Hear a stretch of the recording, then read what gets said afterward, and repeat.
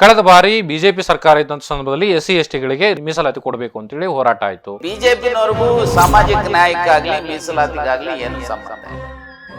ಮೊನ್ನೆ ಕೂಡ ನೀವು ವಾಲ್ಮೀಕಿ ಜಯಂತಿ ಸಂದರ್ಭದಲ್ಲಿ ಒಂದು ನೇರವಾಗಿ ಸಿದ್ದರಾಮಯ್ಯ ಅವರ ಎದುರುಗಡೆ ಒಂದು ಮಾತನ್ನ ಹೇಳಿದ್ರಿ. ಅವ್ರು ಯಾರೂ ಸಹ ಒಡಿಬಡಿ ಸಂಸ್ಕೃತಿಯ ವಾರಸುದಾರರಲ್ಲ. ಪ್ರಸನ್ನಾನಂದಪುರ ಸ್ವಾಮೀಜಿ ಅವನ್ನ ಬದಲಾಯಿಸಬೇಕು ಅಂತೇಳಿ ಸತೀಶ್ ಜಾರಕಿಹೊಳಿ ಅವರ ನೇತೃತ್ವದಲ್ಲಿ ಒಂದು ಸಭೆ ಆಗುತ್ತೆ. ಇಂಥ ಸಭೆಗಳಿಗೆ ನಾನು ಬರೋನು ಅಲ್ಲ. ಕಾಂಗ್ರೆಸ್ ಪಕ್ಷವೇ ನಿಮಗೆ ಸರಿಯಾದ ಸ್ಥಾನಮಾನಗಳನ್ನ ಕೊಡದೇ ಇರ್ಲಿಕ್ಕೆ ಕಾರಣ ಏನು ಅಂತ? ನಾನು MP ಆಗ್ತೀನಿ, MLC ಆಗ್ತೀನಿ, ವಿರೋಧ ಪಕ್ಷದ ನಾಯಕ.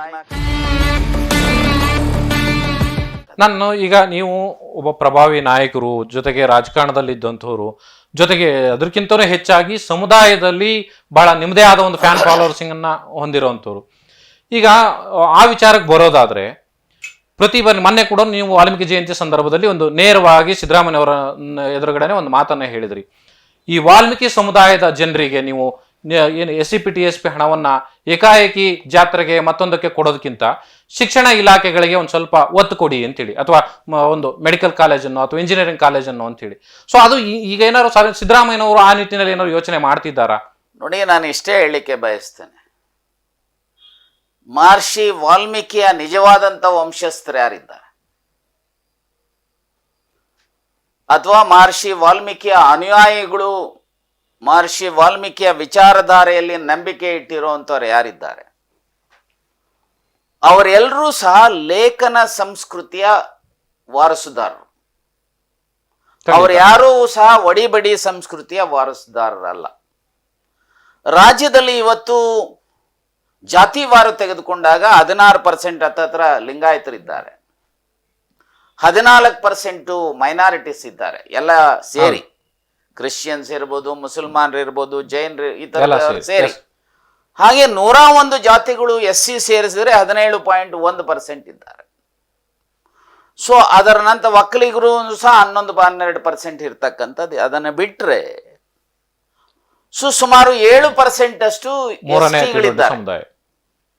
ಹಾಗೆ ಆಲ್ಮೋಸ್ಟ್ ಬ್ಯಾಕ್ವರ್ಡ್ ಕ್ಲಾಸ್ ಅಲ್ಲಿ ಮೇಜರ್ ಆಗಿ ಕುರುಬರು ಬರ್ತಾರೆ, ಇನ್ನಿತರು ಈಡಿಗರು ಇರ್ಬೋದು, ಸೊ ಇನ್ನಿತರರು ಬೆಸ್ತರು ಇರ್ಬೋದು, ಈ ಥರದವ್ರು ಅನೇಕರು ಬರ್ತಾರೆ. ಆದರೆ ನಾನು ಏನು ಹೇಳಲಿಕ್ಕೆ ಹೊರಟಿದ್ದು ಅಂತ ಹೇಳಿದ್ರೆ, ವಾಲ್ಮೀಕಿ ಸಮಾಜ, ವಾಲ್ಮೀಕಿ ಅಂದ ತಕ್ಷಣನೇ ಬಹುಶಃ ಇಡೀ ವಿಶ್ವದಲ್ಲಿ ಶಿಕ್ಷಣದ ನೆನಪು. ಮೊದಲನೇ ಆದಿಕವಿ ಯಾರಾದರೂ ಇದ್ರೆ ಮಹರ್ಷಿ ವಾಲ್ಮೀಕಿ. ಅಷ್ಟೇ ಅಲ್ಲ, ಮೊದಲನೇ ಯೂನಿವರ್ಸಿಟಿ ಅಂತ ಏನಾದರೂ ನಾವು ಇತಿಹಾಸವನ್ನ ಕೆದಕ್ಕೆ ನೋಡಿದ್ರೆ ಕಾಣ್ಲಿಕ್ಕೆ, ಯಾಕಂದ್ರೆ ಲವಕುಶರ ಜೊತೆಗೆ ಅನೇಕ ಜನರಿಗೆ ಬರೇ ಬಿಲ್ಲು ವಿದ್ಯೆ ಅಷ್ಟೇ ಅಲ್ಲ, 64 ವಿದ್ಯೆಗಳನ್ನ ಕಲಿಸಿದಂಥವ್ರು ಮಹರ್ಷಿ ವಾಲ್ಮೀಕಿ. ಸೊ ಹಾಗಾಗಿ ನಾನು ಹೇಳುವಂಥದ್ದು, ಯಾವ ಸಮಾಜ ಇತಿಹಾಸವನ್ನ ಕೆದಕಿದಾಗ ಸತ್ಯಯುಗ 4800 ವರ್ಷ, ತ್ರೇತಾಯುಗ 2300 ವರ್ಷ, ದ್ವಾಪರ 3000, ತ್ರೇತಾಯುಗ 3600 ವರ್ಷ, ದ್ವಾಪರ 2400 ವರ್ಷ, ಕಲಿಯುಗ 1200 ವರ್ಷ ಅಂತೇಳಿ ಮಹಾಭಾರತದಲ್ಲಿ ಪ್ರಸ್ತಾಪ ಮಾಡಿದ್ದಾರೆ. ಅಂದ್ರೆ ಸುಮಾರು 7,000 ವರ್ಷಗಳ ಹಿಂದೆ ಮಹರ್ಷಿ ವಾಲ್ಮೀಕಿ ಅವರ ಆಶ್ರಮವೇ ಒಂದು ರೀತಿ ವಿಶ್ವವಿದ್ಯಾನಿಲಯ ಆಗಿ ಅನೇಕ ಜನರನ್ನ ಲೇಖನಿ ಸಂಸ್ಕೃತಿಯ ಮೂಲಕ ಸಮಾಜದಲ್ಲಿ ಬದಲಾವಣೆ ತರೋದಕ್ಕೆ ಹೋದಂತ ಒಂದು ವರ್ಗ. ಹಾಗಾಗಿ ನಾನು ಇಷ್ಟೇ ಹೇಳಲಿಕ್ಕೆ ಬಯಸ್ತೇನೆ, ವಾಲ್ಮೀಕಿಯ ವಿಚಾರಧಾರೆಯಲ್ಲಿ ಯಾರೆಲ್ಲ ನಂಬಿಕೆ ಇಟ್ಟಿದ್ದಾರೋ ಅವರು ಒಡಿಬಡಿ ಸಂಸ್ಕೃತಿನೂ ಮೈಗೂಡಿಸ್ಕೋಬಾರದು, ಅಥವಾ ಇನ್ನಿತರ ಸಂಸ್ಕೃತಿಗಳನ್ನು ಮೈಗೂಡಿಸ್ಕೊಳ್ಳದೆ ಲೇಖನಿ ಸಂಸ್ಕೃತಿ, ಅರ್ಥಾತ್ ವಿದ್ಯಾಭ್ಯಾಸದ ಮೂಲಕ, ವಿದ್ಯಾ ದದಾತಿ ವಿನಯಂ ವಿನಯ ದಾತಿ ಪಾತ್ರತಾ ಅಂತೇಳಿ, ವಿದ್ವಾನ್ ಸರ್ವತ್ರ ಪೂಜೆಯೇತ್ ಅಂತಾರೆ. ಸೊ ಹಾಗಾಗಿ ವಿದ್ವತ್ತಿನ ಮೂಲಕ ಸಮಾಜದ ಮುಖ್ಯವಾಹಿನಿಗೆ ಬರಬೇಕು ಅನ್ನೋ ಆಗಿದ್ರೆ ಯಾವುದೋ ಜಾತ್ರೆಗೆ ದುಡ್ಡು ವೆಚ್ಚ ಮಾಡೋದ್ರಿಂದ ಅಲ್ಲ. ಈಗ ಅನೇಕ ಮಠಗಳಿದ್ದಾವೆ, ಯಾವ ಮಠಗಳು ಜಾತ್ರೆಗೆ ಹಣ ವೆಚ್ಚ ಮಾಡೋದಿಲ್ಲ, ಅಥವಾ ಈ ರೀತಿಯ ಜಾತ್ರೆಗಳು ಮಾಡೋದಿಲ್ಲ. ಜಾತ್ರೆ ಬಿಟ್ರೆ ಬೇರೆ ಸಮಸ್ಯೆಗಳ ಬಗ್ಗೆ ಗಮನ ಹರಿಸಬೇಕೇ ಹೊರತು. ಸೊ ಅದಕ್ಕೆ ಮುಖ್ಯಮಂತ್ರಿಗಳು, ಶಾಸಕರುಗಳು, ಮಂತ್ರಿಗಳು, ಸ್ವಾಮೀಜಿಗಳು ಇದ್ದಂತ ಸಂದರ್ಭದಲ್ಲಿ ಹೇಳಿದೆ, ನೋಡಿಯಪ್ಪ, SC/TSP ನಲ್ಲಿ ಇಷ್ಟು ಹಣ ಇದೆ, ಬಹುಶಃ ಈ ವರ್ಗದ ಜನ ಲೇಖನಿ ಸಂಸ್ಕೃತಿಯ ಮೂಲಕ ಸಮಾಜದ ಮುಖ್ಯವಾಹಿನಿಗೆ ಬರಬೇಕು ಅನ್ನೋ ಹಾಗಿದ್ರೆ ಸುಮಾರು 7,000 ಸೊ ಕೋಟಿ ನಿಮಗೆ ಈಗ ಸುಮಾರು 3,70,000 ಕೋಟಿಯಷ್ಟು ಬಡ್ಜೆಟ್ ಇರುವಂತದ್ರಲ್ಲಿ ಸೊ ಒಂದು 8-10 ಸಾವಿರ ಕೋಟಿ ಮೇಲೆ ಹೋಗುತ್ತೆ. ಹೌದು, ವರ್ಷಕ್ಕೆ 1,000 ಕೊಟ್ಟು ಯಾವ್ದು ನೆಕ್ಸ್ಟ್ ಇಯರ್ ಅಲ್ಲೋ ಅದರಿಂದ ವರ್ಷದಲ್ಲೋ ಜಾಗ ನೀವೇ ಐಡೆಂಟಿಫೈ ಮಾಡಿ ಸರ್ಕಾರ ಮತ್ತು ಸಮಾಜದ ಸಹಭಾಗಿತ್ವದಲ್ಲಿ ಒಂದು ವಾಲ್ಮೀಕಿ ಹೆಸರಿನಲ್ಲಿ ಒಂದು ವಿಶ್ವವಿದ್ಯಾಲಯ ತೆಗೆದು ಅದರಲ್ಲಿ medical college, engineering college, law college, nursing college ಇನ್ನಿತರ ಕಾಲೇಜುಗಳನ್ನು ತೆರೆದು ಅದರಲ್ಲಿ 50% STಗಳಿಗೆ ಉಚಿತವಾಗಿ ಸರ್ಕಾರ ಅವರಿಗೆ ಶಿಕ್ಷಣ ಕೊಡುವ ವ್ಯವಸ್ಥೆ ಮಾಡಬೇಕು. ಇನ್ನು ಉಳಿದ 50% ಅದನ್ನ ಆಸ್ ಯೂಶುವಲ್ CET ಇನ್ನಿತರ ಮೂಲಕ ಏನು ಸೀಟ್ಗಳನ್ನು ಕೊಡ್ತಾರೆ ಕೊಟ್ಟು ಅವರಿಂದ ಫೀಸ್ ತೆಗೆದುಕೊಳ್ತಕ್ಕಂಥ ಅದಕ್ಕೆ ಎಲ್ಲೋ ಒಂದು ಕಡೆ ಹಣವನ್ನ ವ್ಯಯ ಮಾಡೋದಕ್ಕಿಂತ ಈಗ ಉದಾಹರಣೆಗೆ 187 ಕೋಟಿ ಸೊ ಹೈದರಾಬಾದಿಗೆ ಅಲ್ಲೂ ಇಲ್ಲೂ ಆಗಿರ್ತಕ್ಕಂಥ ಈಗ ತನಿಖೆ ಆಗಿ ಅದನ್ನು ರಿಕವರಿ ಮಾಡುವಂತ ಸ್ಥಿತಿಯಲ್ಲಿದ್ದಾರೆ. ಹೌದು. ಸೊ ಅದರ ಬದಲು ಶಾಶ್ವತವಾದಂತ ಮಕ್ಕಳಿಗೆ ಶಿಕ್ಷಣ ಸಿಗ್ತಕ್ಕಂಥ, ಯಾಕಂದ್ರೆ ಮನುಷ್ಯನಿಗೆ ಶಿಕ್ಷಣ, ಆರೋಗ್ಯ, ಅತ್ಯಂತ ಆಹಾರ ಮತ್ತು ವಸತಿ ಈ 4 ಅತ್ಯಂತ ಮೂಲಭೂತ ಅವಶ್ಯಕತೆಗಳು. ಇದನ್ನು ಮಾಡುವಂಥದ್ದಕ್ಕೆ ಈಗ ಆಹಾರಕ್ಕೆ ಅನ್ನಭಾಗ್ಯದ ಮೂಲಕ ಜನರಿಗೂ ಲಭ್ಯ ಆಗ್ತಾ ಇದೆ. ಸೊ ಅನೇಕ ಮನೆಗಳು ಸಹ ಈಗಾಗಲೇ ಕೊಡ್ತಾ ಇದ್ದಾರೆ. ಸೊ ಅದಕ್ಕೋಸ್ಕರ ಶಿಕ್ಷಣಕ್ಕೆ ಟ್ರೈಬಲ್ಗೆ ಒತ್ತು ಕೊಡ್ತಕ್ಕಂಥ ದೃಷ್ಟಿಯಿಂದ ಸೊ ಈ TSP ಹಣವನ್ನು 1,000 ಕೋಟಿ ಎಲ್ಲಾದರೂ ಒಂದು ಕಡೆ, ಅದು ಬಳ್ಳಾರಿನಲ್ಲೋ ಚಿತ್ರದುರ್ಗದಲ್ಲೋ ಅಥವಾ ಮೈಸೂರಿನಲ್ಲೋ ರಾಯಚೂರಿನಲ್ಲೋ ಎಲ್ಲಾದರೂ ಒಂದು ಕಡೆ ಒಂದು ವಿಶ್ವವಿದ್ಯಾಲಯಕ್ಕೆ ಹೆಸರಿಡಬೇಕು ಅಂತ ಹೇಳಿದ್ವಿ, ಒತ್ತಾಯ ಮಾಡಿದ್ದೆ. ಅದನ್ನ ರಾಯಚೂರಲ್ಲಿ ಈಗಾಗಲೇ ಆ ಹೆಸರನ್ನ ಇಡುವಂತದ್ದು ತೆಗೆದುಕೊಂಡಿದ್ದಾರೆ. ಹಾಗೆ ಇದೇ ರೀತಿಯಲ್ಲಿ ಒಂದು ವಾಲ್ಮೀಕಿ ಹೆಸರಿನಲ್ಲಿ 2004ರಲ್ಲಿ ಸನ್ಮಾನ್ಯ ಕೃಷ್ಣರವರು ಮುಖ್ಯಮಂತ್ರಿಗಳಾಗಿದ್ದಾಗ ಲಕ್ಕಪ್ಪಗೌಡರು ಕನ್ನಡ ವಿಶ್ವವಿದ್ಯಾಲಯದ ವೈಸ್ ಚಾನ್ಸಲರ್ ಆಗಿದ್ದಂಥವ್ರು ನನಗೆ ಒಂದು ಪತ್ರ ಬರೆದಿದ್ರು, ಎಲ್ಲಾದ್ರೂ ಒಂದಿಷ್ಟು ಹಣವನ್ನ ಕೊಡಿಸಿ ವಾಲ್ಮೀಕಿ ಹೆಸರಿನಲ್ಲಿ ಒಂದು ಅಧ್ಯಯನ ಪೀಠವನ್ನ ಮಾಡೋಣ ಅಂತ ಹೇಳಿ ಕೃಷ್ಣರವರಿಗೆ ಆ ಲೆಟರ್ ಕೊಟ್ಟಾಗ ಅದರ ಮೇಲೆ ಸಹಿ ಹಾಕಿ 25 ಲಕ್ಷ ಇಮಿಡಿಯೇಟ್ ರಿಲೀಸ್ ಮಾಡಬೇಕು ಅಂತ ಮಾಡಿ ಇವತ್ತು ಅಧ್ಯಯನ ಪೀಠ ಇದೆ, ಅದು ಕುಂಟುತ್ತಾ ನಡೀತಾ ಇದೆ, ಅದಕ್ಕೂ ಸಹ ಹಣ ಕೊಡಬೇಕು.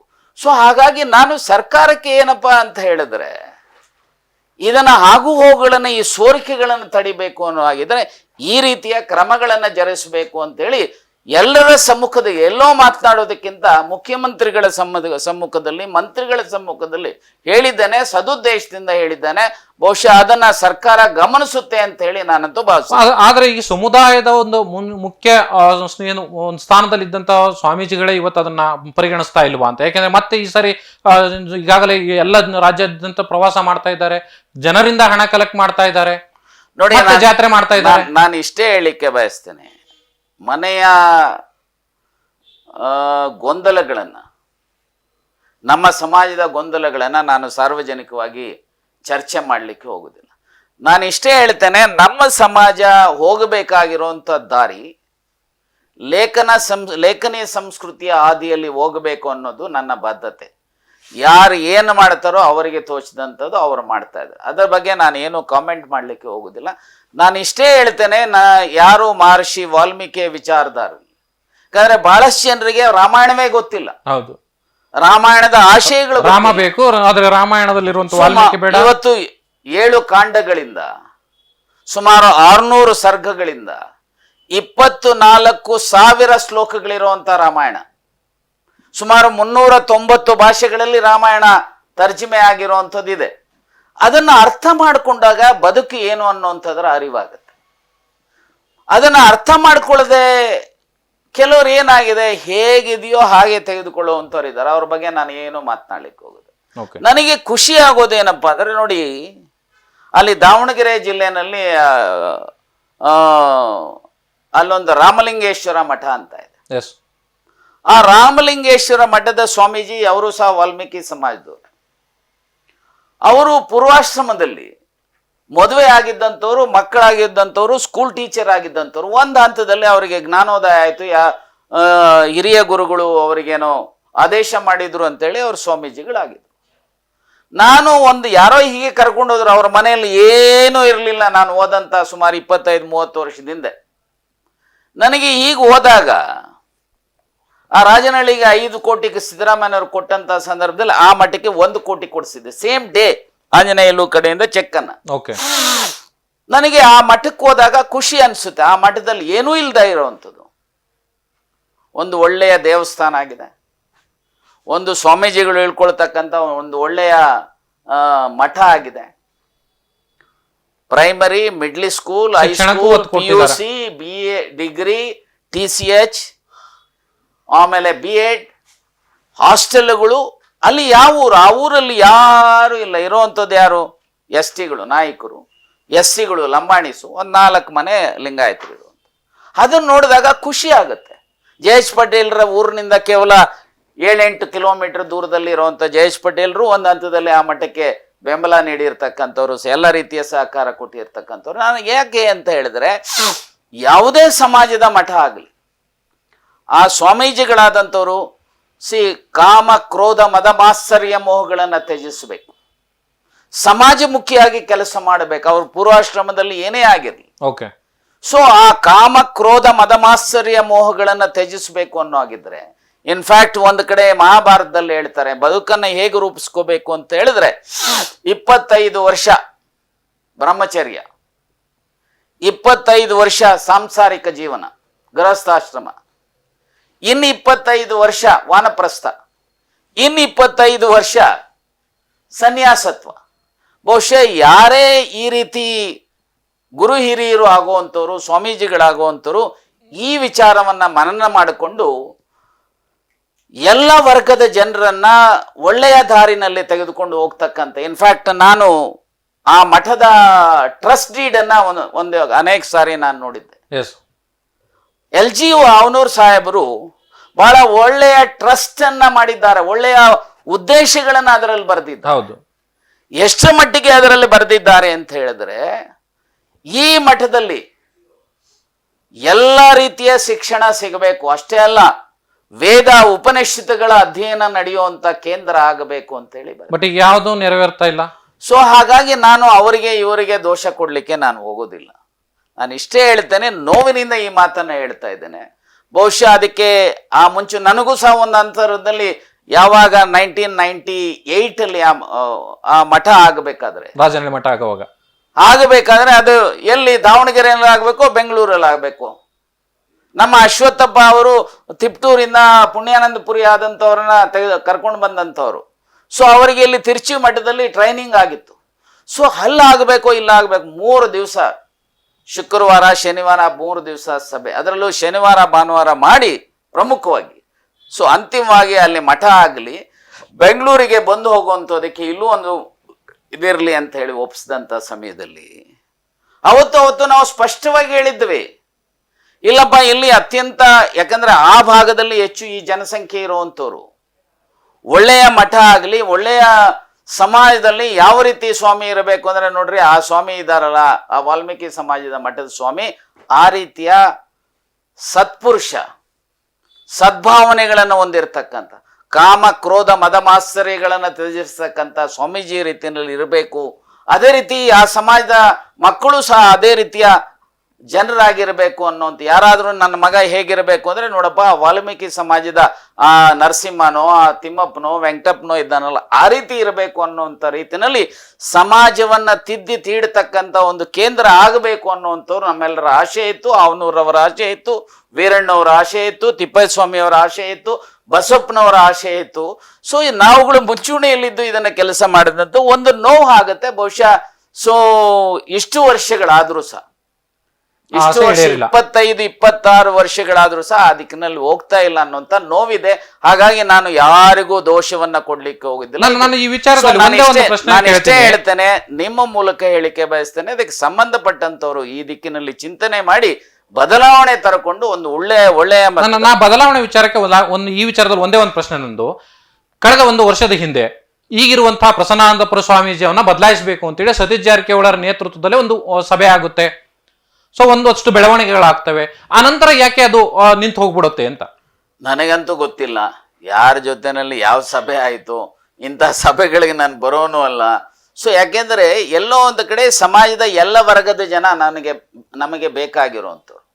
ಅದರರ್ಥ ನನ್ನ ಸಮಾಜಕ್ಕೆ ಏನಾದರೂ ತೊಂದರೆ ಆದಾಗ ನಾವು ನಿಜ ನಮ್ಮ ಸಮಾಜಕ್ಕೆ ಶೆಡ್ಯೂಲ್ಡ್ ಟ್ರೈಬ್ ಟ್ಯಾಗ್ ಸಿಗಬೇಕಾದ್ರೆ ಸಿನಾನಸ್ ನೇಮ್ಸ್ ಅನ್ನ ರೆಕಮೆಂಡ್ ಆಗಬೇಕಾದ್ರೆ 1984-85 ನಿಮ್ಮ ಕೊಡುಗೆ ಬಹಳ ದೊಡ್ಡದಿದೆ. 84-85 ನಾನು ಆಗತಾನೆ ಸನ್ಮಾನ್ಯ ರಾಮಕೃಷ್ಣ ಹೆಗಡೆ ಅವರ ಜೊತೆಯಲ್ಲಿ ಜೈಲಿನಿಂದ ರಿಲೀಸ್ ಆಗಿ ಬಂದಿದ್ದಂಥವ. ನಮ್ಮ ಮಾವ ಅವರು ವೀರಣ್ಣವರು ಮಂತ್ರಿಗಳಾಗಿದ್ದಂಥ ಸಮಯದಲ್ಲಿ ನಾವು ಅವ್ರಿಗೆ ಹೇಳಿದ್ವಿ, ನೋಡಿ ಅವತ್ತು ನೋಟಿಸಸ್ ಬಂದಿತ್ತು. ಯಾರಿಗೆ? ವೀರಣ್ಣವ್ರದೇ NAYAK ಇರಲಿಲ್ಲ, NAYAK ಇತ್ತು. ಹಾಗಾಗಿ ನನ್ನ ಹೆಂಡತಿ ಆದಂಥ ಡಾಕ್ಟರ್ ಮಂಜುಳಾ ಅವ್ರಿಗೂ ನೋಟಿಸ್ ಇತ್ತು. ಭೀಮಪ್ಪ ನಾಯಕರು ಯಾರು ಮೊದಲು ನಮ್ಮ ಸಮಾಜದ ಮಂತ್ರಿಗಳಾಗಿದ್ದಾರಲ್ಲ ಫಸ್ಟ್ ಟೈಮ್, ಅವ್ರ ಮಗಳಿಗೂ ನೋಟಿಸ್ ಇತ್ತು.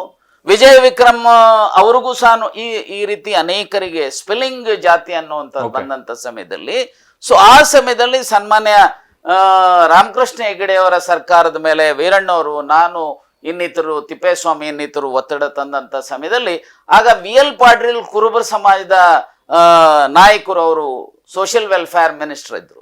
ಆಗ ಅವ್ರು ನನಗೆ ಕೇಳಿದ್ರು, ಅಲ್ರಿ ನಿಮ್ದು ಬೆಳಗಾಂಗೆ ಒಂದು ಮಾತ್ರ ST ಇದ್ದೀರಿ, ನಾವು ಕುರುಬರು ಮೈಸೂರು ಜಿಲ್ಲೆನಲ್ಲಿ, ಯಾಕಂದ್ರೆ ಆಗ ಇನ್ನ ಚಾಮರಾಜನಗರ ಇಲ್ಲ, ನಾವು ಅಲ್ಲಿ ಕಾಡು ಕುರುಬರು, ಜೇನು ಕುರುಬರು ನಾವು ST, ಕೂರ್ಗಲ್ಲಿ ಎಲ್ಲಾ ಕುರುಬರು ST, ಆ ಕಡೆ ಬೀದರ್ ಗುಲ್ಬರ್ಗಾದಲ್ಲಿ ಗೊಂಡ ರಾಜಗೊಂಡ ST ಇದೀವಿ, ನಮ್ದು ರೆಕಮೆಂಡ್ ಆಗೋದು. ನಾ ಹೇಳಿದೆ ನಿಮ್ದು ರೆಕಮೆಂಡ್ ಆಗಿಪ್ಪ, ನಮ್ದು ಮಾಡಿ ಅಂತ. ಸೊ ರೆಕಮೆಂಡ್ ಮಾಡಿದ್ರು. ಆ ರೆಕಮೆಂಡ್ ಮಾಡಿದಂತ ಸಂದರ್ಭದಲ್ಲಿ ರಾಜೀವ್ ಗಾಂಧಿ ಅವರು ಇದ್ದಂತ ಸಮಯದಲ್ಲಿ ರಿಜೆಕ್ಟ್ ಆಯ್ತು, ಎರಡೂ ರಿಜೆಕ್ಟ್ ಆಯ್ತು. ಸೊ ಆಗ ಕುರುಬರು ಬಿಟ್ಬಿಟ್ರು. ಸೊ ನಾನು ಬೆನ್ನ ಬಿಡದ ಬೇತಾಳ ರೀತಿಯಲ್ಲಿ ನಾನು ನಮ್ಮ ಮಾವರು ಅದರ ಹಿಂದೆ ಬಿದ್ವಿ. ಅಂತಿಮ ಈವನ್ VP ಸಿಂಗರ ಸಂದರ್ಭದಲ್ಲೂ ರಿಜೆಕ್ಟ್ ಆಯ್ತು. 3ನೇ ಸಾರಿ ಚಂದ್ರಶೇಖರ್ ಅವರ ಸರ್ಕಾರ ಇರಬೇಕಾದ್ರೆ ಪ್ರಾಮಾಣಿಕವಾಗಿ ಹೇಳ್ತಾನೆ, ಅವತ್ತು ಸನ್ಮಾನ್ಯ ದೇವೇಗೌಡರು, BL ಶಂಕರ್, ಸಿಂಧ್ಯಾ, ಸಿದ್ದರಾಮಯ್ಯ ಇನ್ನಿತರ ಅನೇಕ ಜನ ಸ್ನೇಹಿತರು ಇದನ್ನ ಚಂದ್ರಶೇಖರ್ ಅವರ ಮೇಲೆ ಒತ್ತಡ ತರೋದ್ರ ಮೂಲಕ, ಅದರಲ್ಲೂ ವಿಶೇಷವಾಗಿ ಆಗ ಚಂದ್ರಶೇಖರ್ ಅವರ ಸರ್ಕಾರದಲ್ಲಿ ಡಾಕ್ಟರ್ ಸುಬ್ರಹ್ಮಣ್ಯ ಸ್ವಾಮಿ ಲಾ ಮಿನಿಸ್ಟರ್ ಇದ್ರು. ಆಗ ಯಾರು ಸುಬೋಧ್ ಕಾಂತ್ ಸಹಾಯ್ ಅಂತ ಹೇಳಿ ಕೇಂದ್ರದ ಗೃಹ ಸಚಿವರಿದ್ರು. ಭಕ್ತ ಚರಣ್ ದಾಸ್ ಅಂತ ಹೇಳಿ ಒಬ್ಬ ಟ್ರೈಬಲ್ ಲೀಡರ್ ಫ್ರಮ್ ಒರಿಸ್ಸಾ, ಅವ್ರ ರೈಲ್ವೆ ಮಿನಿಸ್ಟರ್ ಇದ್ರು. ಹಾಗೆ ಆ ಪ್ರೈಮ್ ಮಿನಿಸ್ಟರ್ ಆಫೀಸಿನ ಇನ್ಚಾರ್ಜ್ ಇದ್ದಂತ ಕಮಲ್ ಮುರಾರ್ಕಾ ಅಂತ ಹೇಳಿ ಮಿನಿಸ್ಟರ್ ಇದ್ರು. ಇವರೆಲ್ಲರ ಸಹಕಾರದಿಂದ ಆ ಫೈಲ್ ಅನ್ನ ಇವತ್ತಿಗೂ ನೋಡಿದ್ರೆ ಆ ನೋಟಿಂಗ್ಸ್ ಅನ್ನ ನೋಡ್ಲಿಕ್ಕೆ ಸಾಧ್ಯತೆ ಇದೆ. ನಾನು ಹೇಳಿರುವಂತದ್ದು ಸನ್ಮಾನ್ಯ ದೇವೇಗೌಡರು ನೋಟಿಂಗ್ಸ್ ಅನ್ನ ಅವರ ಕೈಯಿಂದ ಬರೆದಿರ್ತಕ್ಕಂಥದ್ದು. ಅಂತಿಮವಾಗಿ 19th April 1991 ಕರ್ನಾಟಕದ ವಾಲ್ಮೀಕಿ ಸಮಾಜದ 5 ಪರ್ಯಾಯ ಪದಗಳನ್ನ, ಕಾಶ್ಮೀರದ ಗುಜ್ಜಾರ್ ಕಮ್ಯುನಿಟಿಯ ಹೆಸರುಗಳನ್ನ ಆರ್ಡಿನೆನ್ಸ್ ಮೂಲಕ ತರ್ತಾರೆ. ಸೊ ಯಾವಾಗ 91 ಎಲೆಕ್ಷನ್ ಆದ್ಮೇಲೆ ಜುಲೈನಲ್ಲಿ ಪಾರ್ಲಿಮೆಂಟ್ ಸೇರಿದಾಗ ನರಸಿಂಹರಾಯರು ಪ್ರೈಮ್ ಮಿನಿಸ್ಟರ್ ಆಗಿದ್ದಂತ ಸಮಯದಲ್ಲಿ ಅದನ್ನ ಬಿಲ್ ಪಾಸ್ ಮಾಡಿ ಕಾನೂನಾತ್ಮಕವಾಗಿ ಇದನ್ನ ವಿತ್ ರಿಟ್ರಾಸ್ಪೆಕ್ಟಿವ್ ಎಫೆಕ್ಟ್ ಆಗಿ 19th April 1991 ಇಂದ ಮಾಡಿರ್ತಕ್ಕಂಥದ್ದು. ಹಾಗಾಗಿ ನಾನು ಇಷ್ಟೇ ಹೇಳಿ, ಅದರ ನಂತರ ಇವತ್ತೇನು ಇಷ್ಟು ಜನ ರಿಸರ್ವೇಶನ್ ಇಲ್ಲ, ನಾವು ಇವತ್ತು 18 ಜನ MLA ನಮ್ಮ ಸಮಾಜದಿಂದ ಇದ್ದಾರೆ, 3 ಜನ MLCಗಳಿದ್ದಾರೆ, 3 ಜನ MP ಗಳಿದ್ದಾರೆ. ಇದನ್ನ ತರಬೇಕಾದ್ರೆ ಡಿಲಿಮಿಟೇಷನ್ಗೂ ಸಹ ಇದೆ ಕಾರಣ. ಆ ಡಿಲಿಮಿಟೇಷನ್ ಅನ್ನ ಮುಂದಕ್ಕೆ ಹಾಕಬೇಕು, ಜಾರಿಗೆ ತರೋದು ಅಂತ ಅವಾಗ್ಲೂ ಸಹ ಒತ್ತಡ ತಂದಿದ್ದಾಯ್ತು. ಡಿಲಿಮಿಟೇಷನ್ ಜಾರಿಗೆ ಬಂತು, ಇಲ್ಲಿ ಸ್ಟ್ಯಾಚ್ಯೂ ಮಾಡ್ಲಿಕ್ಕೆ ಒತ್ತಡ ತಂದು ಮಾಡಲಿಕ್ಕಾಯ್ತು. ಆದ್ರೆ ನನಗೇನಪ್ಪಾ ಅಂತ ಹೇಳಿದ್ರೆ, ಈ ರಿಸರ್ವೇಶನ್ ಕೇವಲ ಒಂದು ಹಿಡಿಮಂದಿಯಷ್ಟಿಗೆ ಸೀಮಿತ ಆಗಬಾರದು, ಇದರ ದುರ್ಬಳಕೆ ಆಗಬಾರದು. ಸಮಾಜಮುಖಿಯಾಗಿ, ರಾಜ್ಯದ ಮುಖಿಯಾಗಿ ಬರೇ ನಮ್ಮ ಜನಾಂಗ ಅಷ್ಟೇ, ಮೊದಲು ನಮ್ಮ ಜನಾಂಗದ ಆದ್ಯತೆ, ನಂತರ ಸಮಾಜದ ಎಲ್ಲ ವರ್ಗದ ಸರ್ವತೋಮುಖವಾದಂತ ಅಭಿವೃದ್ಧಿಗೆ ಪೂರಕ ಆಗುವಂತ ನಾಯಕತ್ವ ಬೆಳವಣಿಗೆ ಆಗಬೇಕೇ ಹೊರತು ಕೇವಲ ಇಡೀ ಮಂದಿಗೆ ಈ ರಿಸರ್ವೇಶನ್ ಆಗಬಾರದು, ಮತ್ತೆ ಇದು ದುರ್ಬಳಕೆ ಆಗಬಾರದು ಅಂತಕ್ಕಂಥ ಬದ್ಧತೆಯಲ್ಲಿರ್ತಕ್ಕಂಥನ್ನು ನಾನು ಇಷ್ಟೇ ಹೇಳಿಕೆ ಬಯಸ್ತೇನೆ. ದಯಮಾಡಿ ಯಾರು ಮಹರ್ಷಿ ವಾಲ್ಮೀಕಿಯ ವಿಚಾರಧಾರೆಗಳಲ್ಲಿ ನಂಬಿಕೆ ಇರುವಂತರು ಈ ಚಿಂತನೆಯನ್ನ ಮಾಡೋದ್ರ ಮೂಲಕ ಮಹರ್ಷಿ ವಾಲ್ಮೀಕಿ ಬಯಸ್ತಂತ ಇವತ್ತು ಇನ್ಫ್ಯಾಕ್ಟ್ ರಾಮರಾಜ್ಯ ಗಾಂಧೀಜಿಯವರು ಬಯಸಿದ್ದು ರಾಮರಾಜ್ಯ ಬೇಕು ಅಂತ ಹೇಳಿ ಗಾಂಧೀಜಿಯವರು. ಅದರ ಅರ್ಥ ಆ ಪರಿಕಲ್ಪನೆ ಗಾಂಧೀಜಿಯವರೇ ಕೊಟ್ಟಂತವ್ರು ಯಾರು? ವಾಲ್ಮೀಕಿ. ಬಹುಶಃ ಗಾಂಧೀಜಿಯವರ ವಿಚಾರಧಾರೆ, ಬಸವಣ್ಣವರ ವಿಚಾರಧಾರೆ, ಬಸವ, ಬುದ್ಧ, ಅಂಬೇಡ್ಕರ್, ಕನಕದಾಸರು, ಸೂತಿ ಇವರುಗಳು ಸಹ, ಸಂತರು ಸಹ ಬಯಸ್ತಂತ ಜಾತಿ ರಹಿತ, ವರ್ಗ ರಹಿತ, ಶೋಷಣೆ ರಹಿತ, ಸಮಪಾಲು ಸಮಬಾಳು ಸಮಾನ ಅವಕಾಶದ ಸಮ ಸಮಾಜವೇ ರಾಮರಾಜ್ಯ. ಆ ರಾಮರಾಜ್ಯದ ಪರಿಕಲ್ಪನೆ ಬಹುಶಃ ಗಾಂಧೀಜಿಯವರಿಗೆ ಸಿಕ್ಕಿದ್ದೆಲ್ಲಿಂದ ಅಂದ್ರೆ ಮಹರ್ಷಿ ವಾಲ್ಮೀಕಿ ಬರೆದಂತ ರಾಮಾಯಣದಿಂದ. ನಾನು ಒಂದನ್ನ ಹೇಳಿಕೆ, ಅಯೋಧ್ಯಾಕಾಂಡ ಸರ್ಗ 100. ಬಹುಶಃ ಯಾರು ಓದಿದ್ದಾರೆ, ರಾಮನನ್ನ ಜಪ ಮಾಡುವಂತ ರಾಷ್ಟ್ರದಲ್ಲಿ 2 ವರ್ಗದ ಜನ ಇದ್ದಾರೆ. ಜೈ ಶ್ರೀರಾಮ್ ಅನ್ನುವಂಥವ್ರು ಇದ್ದಾರೆ, ಹೇ ರಾಮ್ ಅಂತ ಹೇಳಿ ಗಾಂಧೀಜಿಯವರು ಪ್ರಾಣ ತೆತ್ತಂತವ್ರು ಇದ್ದಾರೆ. ಸೊ ನಾನು ಇಷ್ಟೇ ಹೇಳ್ತೇನೆ, ಅಯೋಧ್ಯಾಕಾಂಡ ಸರ್ಗ 100 ಸುಮಾರು 87-88 ಶ್ಲೋಕಗಳಿದ್ದಾವೆ. ಅಲ್ಲಿ ರಾಮ ಮತ್ತು ಭರತನ ಮಧ್ಯೆ ನಡೆಯುವಂತ ಸಂವಾದ, ಮಂತ್ರಿಮಂಡಲ ಅಂದ್ರೆ ಏನು, ಮಂತ್ರಿಗಳಂದ್ರೆ ಏನು, ಬಡ್ಜೆಟ್ ಅಂದ್ರೆ ಏನು, ರಾಜ್ಯ ಅಂದ್ರೆ ಏನು, ಸಾಮಾಜಿಕ ನ್ಯಾಯ ಅಂದ್ರೆ ಏನು, ಅರ್ಥನೀತಿ ಅಂದ್ರೆ ಏನು, ಸಾಮಾಜಿಕ ನೀತಿ ಅಂದ್ರೆ ಏನು, ನ್ಯಾಯ ನೀತಿ ಅಂದ್ರೆ ಏನು, ಸಂಪತ್ತು ಹೇಗೆ ಬಳಕೆ ಆಗಬೇಕು, ಮಕ್ಕಳ, ಹೆಣ್ಣು ಮಕ್ಕಳ, ವೃದ್ಧರ, ವಯೋವೃದ್ಧರ, ಸತ್ಪುರುಷರ, ಸದ್ಬ್ರಾಹ್ಮಣರ ರಕ್ಷಣೆ ಹೇಗಾಗಬೇಕು, ದಿನಗೂಲಿ ಅಂದ್ರೆ ಏನು, ವಾರದ ಕೂಲಿ ಅಂದ್ರೆ ಏನು, ತಿಂಗಳ ಸಂಬಳ ಅಂದ್ರೆ ಏನು, ವರ್ಷದ ಸಂಬಳ ಅಂದ್ರೆ ಏನು, ಸೊ ಈ ಬೇಹುಗಾರಿಕೆ ಅಂದ್ರೆ ಏನು, ಗಣಿ ಸಂಪತ್ತಿನ ಬಳಕೆ ಎಲ್ಲವೂ ಇದೆ ಅಲ್ಲಿ. ಇವೆಲ್ಲವನ್ನು ಸಹ ಹೇಳಿ, ಅದಕ್ಕೆ ರಾಮರಾಜ್ಯ ಅಂತ ಗಾಂಧೀಜಿಯವರು ಹೇಳಿದ್ದು. ಅಷ್ಟೇ ಅಲ್ಲ, ಸೀತಾದೇವಿ, ಸೀತೆ ಸಾಕು ಮಗಳು ಜನಕ ಮಹಾರಾಜರಿಗೆ. ಆಕೆ ತಂದೆ ತಾಯಿ ಜನ್ಮ ಕೊಟ್ಟಂತವ್ರು ಯಾರಿಗೂ ಗೊತ್ತಿಲ್ಲ. ಅದರ ಉದ್ದೇಶ ಏನಪ್ಪಾ ಅಂತಂದ್ರೆ, ಅದನ್ನ ಬರೆಯುವಂಥದಕ್ಕೆ ಜಾತಿ ಮುಖ್ಯ ಅಲ್ಲ, ಧರ್ಮ ಮುಖ್ಯ ಅಲ್ಲ, ನಿಮ್ಮ ಸದ್ಗುಣಗಳು ಧರ್ಮದ ಹಾದಿನಲ್ಲಿ ಯಾರು ನಡೀತಾರೆ ಅವರು ಸೂರ್ಯ ಚಂದ್ರರಿರೋರಿಗೂ ಸಹ ಸತ್ಪುರುಷರಾಗಿ, ಒಳ್ಳೆಯ ಜನರಾಗಿ, ಆರಾಧಕರಾಗಿ ಕಾಣ್ತಾರೆ ಅಂತ ಹೇಳಿ ಹೇಳಿರುವಂತ ಸಂದೇಶ ಮಹರ್ಷಿ ವಾಲ್ಮೀಕಿ. ಧರ್ಮ ಅಂದ್ರೆ ಬೇರೆ ರೀತಿಯ ಪರಿಕಲ್ಪನೆ, ಈ ಧರ್ಮದ ಹೆಸರಿನಲ್ಲಿ ಧರ್ಮಾಂಧತೆಯನ್ನ ರೂಪಿಸ್ತಕ್ಕಂಥವ್ರು. ಇನ್ಫ್ಯಾಕ್ಟ್ ಸ್ವಾಮಿ ವಿವೇಕಾನಂದರು ಚಿಕಾಗೋಗೆ ಹೋದಾಗ ಅಲ್ಲಿ ಹೋಗಿ my dear Hindu brothers and sisters, my dear Musalman brothers and sisters, my dear Christian brothers and sisters ಅಂತ ಹೇಳಿಲ್ಲ. ಅವ್ರು ಹೇಳಿದ್ದು my dear brothers and sisters of this universal. ಅಷ್ಟೇ ಅಲ್ಲ, ಇನ್ನೊಂದು ಹೆಜ್ಜೆ ಮುಂದೆ ಹೋಗ್ತಾರೆ, ನಾನು ಅತ್ಯಂತ ಸನಾತನ ಧರ್ಮ ಇರುವಂತ ದೇಶದಿಂದ ಬಂದಿದ್ದೇನೆ. ನನ್ನ ದೇಶದಲ್ಲಿ ಯಾರು ಬೇಕಾದರೂ ಧರ್ಮದ ಗುರಿಯನ್ನ ಕಂಡುಕೊಳ್ಳಿಕ್ಕೆ, ಸಾಕ್ಷಾತ್ಕಾರವನ್ನ ಪಡೀತಕ್ಕಂಥದಕ್ಕೆ ಯಾರು ಬೇಕಾದರೂ ತಮ್ಮ ಧರ್ಮವನ್ನ ಪ್ರತಿಪಾದನೆ ಮಾಡಲಿಕ್ಕೆ, ಧರ್ಮವನ್ನ ಆಚರಣೆ ಮಾಡಲಿಕ್ಕೆ ನನ್ನ ದೇಶದಲ್ಲಿ ಅವಕಾಶ ಇದೆ. ಅದರರ್ಥ ಸಂಘರ್ಷ ಆಗಬೇಕು ಅಂತಲ್ಲ. ಧರ್ಮ ಅಂತ ಹೇಳಿದ್ರೆ ನ್ಯಾಯವಾಗಿ ಬದುಕನ್ನ, ಪ್ರಾಮಾಣಿಕವಾಗಿ ಬದುಕನ್ನ, ಮನುಷ್ಯನನ್ನ ಮನುಷ್ಯನಾಗಿ ಅದನ್ನೇ ವಿಶ್ವ ಮಾನವತ್ವ ಅಂತೇಳಿ ಕುವೆಂಪುರವರು ಹೇಳಿದಂತಹದ್ದು. ಹಾಗಾಗಿ ರಾಮಾಯಣದಿಂದ ಹಿಡಿದು ಸ್ವಾಮಿ ವಿವೇಕಾನಂದರಿಂದ ಹಿಡಿದು ಕುವೆಂಪುರವರೆಗೂ ಸಹ ವಿಶ್ವ ಮಾನವತ್ವದ ಸಂದೇಶವನ್ನ ಸಾರಿರ್ತಕ್ಕಂಥ ಯಾವುದಾದ್ರೂ ಒಂದು ಮಹರ್ಷಿ ಇದ್ರೆ ಅದು ಮಹರ್ಷಿ ವಾಲ್ಮೀಕಿ. ಅದರ ಆಧಾರದ ಹಿನ್ನೆಲೆಯಲ್ಲಿದೆ. ಬಹುಶಃ ಮಹರ್ಷಿ ವಾಲ್ಮೀಕಿಯ ವಿಚಾರದಲ್ಲಿ ನಂಬಿಕೆ ಇರುವಂತವ್ರು ಮತ್ತು ಅವರ ಅನುಯಾಯಿಗಳು, ಅವನ ವಂಶಸ್ಥರು ಅಂತ ಹೇಳ್ಕೊಳ್ಳುವಂಥವ್ರು ಈ ವಡಿ ಬಡಿ ಅಕಸ್ಮಾತ್ ಯಾರಿಗಾದ್ರೂ ಇದ್ರೆ ಆ ಸಂಸ್ಕೃತಿಯನ್ನ ಬಿಟ್ಟು ಲೇಖನಿ ಸಂಸ್ಕೃತಿಯನ್ನ ಮೈಗೂಡಿಸ್ಕೊಂಡ್ರೆ ಅವರು ಬಯಸಿದಂತ ಒಳ್ಳೆಯ ಸಮಾಜವನ್ನ ಕಟ್ಟಲಿಕ್ಕೆ ಸಾಧ್ಯತೆ ಇದೆ. ಅದೇ ರೀತಿಯಲ್ಲಿ ಎಲ್ಲ ರಾಜಕೀಯ ಪಕ್ಷದವರು ಸಹ ರಾಮನ ಜಪ ಮಾಡೋ ಬದಲು ಆ ಮಹರ್ಷಿ ವಾಲ್ಮೀಕಿ ರಾಮಾಯಣದ ಮೂಲಕ ಕೊಟ್ಟಿರತಕ್ಕಂತ ಆ ರಾಮರಾಜ್ಯದ ಪರಿಕಲ್ಪನೆ ಇದೆಯಲ್ಲ, ಆ ಪರಿಕಲ್ಪನೆಯನ್ನ ಎಲ್ಲ ರಾಜಕೀಯ ಪಕ್ಷಗಳು ಮನನ ಮಾಡಿಕೊಂಡು ಆ ದಿನಲ್ಲಿ ನಡೀತಕ್ಕಂಥದ್ದಾದ್ರೆ ಒಳ್ಳೆಯ ರಾಷ್ಟ್ರವನ್ನ, ಒಳ್ಳೆಯ ಸಮಾಜವನ್ನ ಕಾಣ್ಲಿಕ್ಕೆ ಸಾಧ್ಯತೆ ಇದೆ ಅಂತ ಹೇಳಿ ನಾ ಭಾವಿಸ್ತೇನೆ. ನನ್ನ ಕೊನೆಯ ಪ್ರಶ್ನೆ ಸರ್, ರಾಜಕಾರಣದಲ್ಲಿ ಈಗಾಗಲೇ ಸಾಕಷ್ಟು ಅನುಭವಿಗಳಿದ್ದೀರಿ, ಪಕ್ಷಕ್ಕಾಗಿ ಪ್ರತಿ ಬಾರಿ ಕೂಡ ಡಿಫೈನ್ ಮಾಡ್ಕೊಳ್ತೀರಿ. ಆದ್ರೆ ಎಲ್ಲ ಒಂದ್ ಕಡೆಗೆ ಕಾಂಗ್ರೆಸ್ ಪಕ್ಷವೇ ನಿಮಗೆ ಸರಿಯಾದ ಸ್ಥಾನಮಾನಗಳನ್ನ ಕೊಡದೇ ಇರ್ಲಿಕ್ಕೆ ಕಾರಣ ಏನು ಅಂತ, ನಿಷ್ಠುರವಾದಿತನನ ಅಥವಾ ಏನು? ನೋಡಿ, ನಾನು ಇಷ್ಟೇ ಹೇಳ್ತೇನೆ, ನಾನೇನ್ ರಾಜಕಾರಣದಲ್ಲಿ ನಾನು MP ಆಗ್ತೀನಿ, MLC ಆಗ್ತೀನಿ, ವಿರೋಧ ಪಕ್ಷ ನಾಯಕನಾಗ್ತೀನಿ ಅಥವಾ ಇನ್ನೊಂದು ಆಗ್ತೀನಿ ಅಂತ ಹೇಳಿ ಬಂದವನಲ್ಲ. ಹೋರಾಟದ ಹಿನ್ನೆಲೆಯಲ್ಲಿ ಬಂದಿದ್ದೇನೆ. ರಾಜಕಾರಣದಲ್ಲಿ ಇವತ್ತು ಯಾಕೆ ನಾನು ಯಾವ ಸಿದ್ಧಾಂತವನ್ನ ನಂಬಿದ್ದೇನೋ ಆ ಸಿದ್ಧಾಂತ ಕಾಂಗ್ರೆಸ್ನಲ್ಲಿದೆ. ಹಾಗಾಗಿ ಆ ಸಿದ್ಧಾಂತಕ್ಕೋಸ್ಕರ ಕಾಂಗ್ರೆಸ್ನಲ್ಲಿ ಇದ್ದೇನೆ. ನನಗೆ ಬೇರೆ ಬೇರೆ ಕಡೆಯಿಂದ ಅನೇಕ ಒತ್ತಡಗಳು ಬಂದರೂ ಸಹ, ಯಾಕಂದ್ರೆ ನಾನು ಅವರ ಐಡಿಯಾಲಜಿಗೆ ಫಿಟ್ ಇನ್ ಆಗೋದಿಲ್ಲ. ಸೊ ಒಂದು ಸಾರಿ ನಂಬಿಕೆಗೆ ಅರ್ಹರು ಅಂತ ಹೇಳಿದ್ರೆ, ಇತಿಹಾಸವನ್ನ ಕೆದಕಿದ್ರೆ ನಾಯಕ ಸಮಾಜದ ಜನ ಒಂದು ಸಾರಿ ಮಾತು ಆ ಮಾತಿನ ಮೇಲೆ ನಿಲ್ಲುವಂತ ನಂಬಿಕೆಗೆ ಮತ್ತೊಂದು ಹೆಸರು ಅಂದ್ರೆ ನಾಯಕ ಸಮಾಜ ಅಂತ ಹೇಳಿ ನಾನು ಅರ್ಥ ಮಾಡ್ಕೊಂಡಿರೋದು. ಬೇರೆಯವರು ಹೇಗೆ ಅರ್ಥ ಮಾಡ್ಕೊಂಡಿದ್ದಾರೋ ಬೇರೆ. ಸೊ ನಿಜ, ರಾಜಕೀಯ ಸಂದರ್ಭಗಳಲ್ಲಿ ಈ ರೀತಿಯ ಏರಿಳಿತಗಳಿದ್ದಾವೆ, ನಾನು ಇಲ್ಲ ಅಂತ ಹೇಳಿದ್ರು. ಸೊ ಬೇರೆ ಬೇರೆ ಕಾರಣಗಳು ನಿಜ ಕೆಲವರಿಗೆ ಒಂದು ಹಂತದಲ್ಲಿತ್ತು, ರಾಮಕೃಷ್ಣ ಹೆಗಡೆ ಅವರು ಅಥವಾ ಸನ್ಮಾನ್ಯ ದೇವರಾಜ್ ಅರಸ್ರವರು, ಹೀಗೆ ಅನೇಕ ಜನ ನೆಕ್ಸ್ಟ್ ಸೆಕೆಂಡ್ ಲೈನ್ ಲೀಡರ್ಶಿಪ್ ಅನ್ನ ಡೆವಲಪ್ ಮಾಡುವಂತ ಪ್ರಯತ್ನಗಳು ನಡೀತಾ ಇದ್ವು.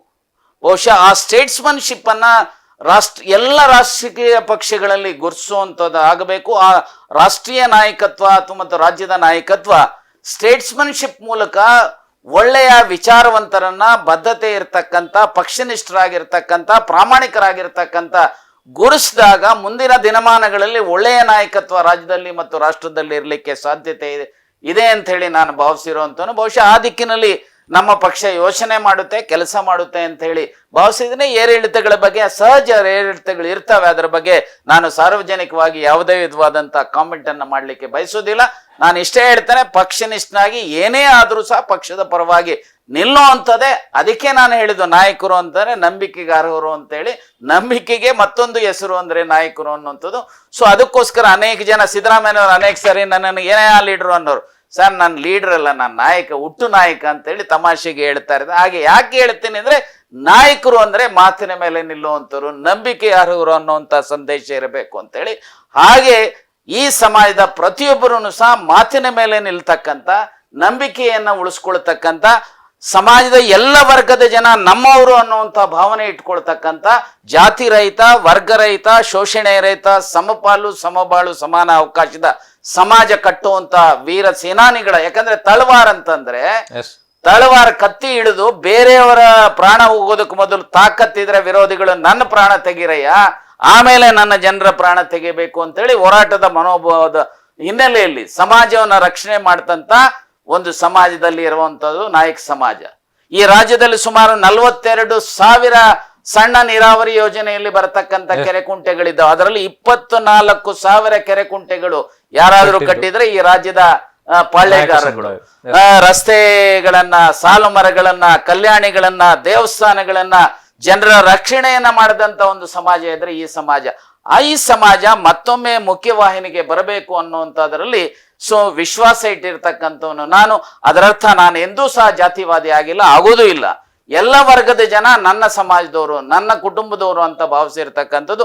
ಅದೇ ರೀತಿ ಕಾಂಗ್ರೆಸ್ ಸಹ ಭಾವಿಸಿದೆ ಅಂತ ಹೇಳಿ ನಾನು ಆ ಪಕ್ಷದಲ್ಲಿ ಇರ್ತಕ್ಕಂಥದ್ದು. ಬಹುಶಃ ಮುಂದಿನ ದಿನಮಾನಗಳಲ್ಲಿ ಈ ದೇಶದಲ್ಲಿ ಕಾಂಗ್ರೆಸ್ಸಿನ, ಯಾಕಂದ್ರೆ ಕಾಂಗ್ರೆಸ್ಸೇ ಈ ದೇಶಕ್ಕೆ ಸ್ವಾತಂತ್ರ್ಯ ತಂದು ಕೊಟ್ಟಿದ್ದು, ಕಾಂಗ್ರೆಸ್ಸೇ ಈ ದೇಶಕ್ಕೆ ಸಂವಿಧಾನ ಕೊಟ್ಟಿದ್ದು, ಕಾಂಗ್ರೆಸ್ಸೇ ಈ ದೇಶಕ್ಕೆ ರಾಷ್ಟ್ರಧ್ವಜ ಕೊಟ್ಟಿದ್ದು, ಕಾಂಗ್ರೆಸ್ಸೇ ಈ ದೇಶಕ್ಕೆ ರಾಷ್ಟ್ರ ಗೀತೆ ಕೊಟ್ಟಂತದ್ದು. ಸೊ ಹೀಗೆ ಎಲ್ಲವನ್ನು ಸಾಮಾಜಿಕ ನ್ಯಾಯ ಕೊಟ್ಟಂತಹದಿರಬಹುದು ಕಾಂಗ್ರೆಸ್ ಕೊಟ್ಟಿರ್ತಕ್ಕಂಥದ್ರಲ್ಲಿ. ಸೊ ಬಹುಶಃ ಇವತ್ತಲ್ಲ ನಾಳೆ ಈ ದೇಶದಲ್ಲೂ ಮತ್ತೊಮ್ಮೆ ಬದಲಾವಣೆ ಆಗುತ್ತೆ, ಅಭಿವೃದ್ಧಿ ಆಗುತ್ತೆ, ಗಾಂಧೀಜಿಯವರು ಬಯಸಿದಂತ ರಾಮರಾಜ್ಯವನ್ನ ಕಾಣ್ತೇವೆ ಅಂತ ಹೇಳಿ ಹೇಳಿಕೆ ಬಯಸ್ತೇನೆ. ಓಕೆ, ಇದು ಡೈನಾಮಿಕ್ ಲೀಡರ್ ಉಗ್ರಪ್ಪನವರು ಹೇಳುವಂತ ಮಾತು. ನಮಸ್ಕಾರ.